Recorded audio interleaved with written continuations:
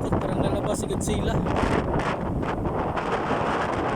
Biglang lilitaw si Godzilla dyan mga kalamat.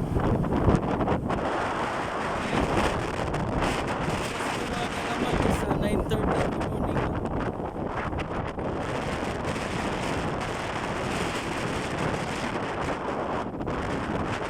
Buti na lang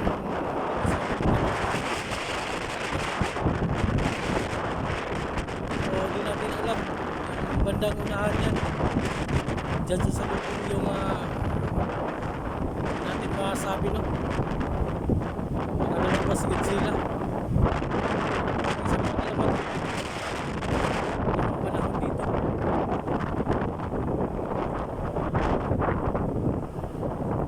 Yan.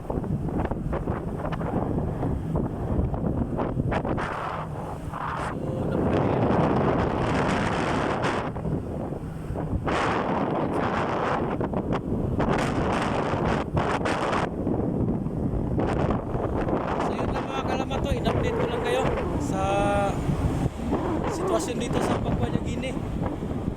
Date ngayon na July 9, 2025. So araw ng Miyerkules. So yun lang mga kalamat mo. Maraming salamat. Please subscribe, like and share para lagi kayong updated sa mga nangyayari dito. So update ko kayo sa mga susunod na pangyayari. Yun lang mga kalamat. Maraming salamat.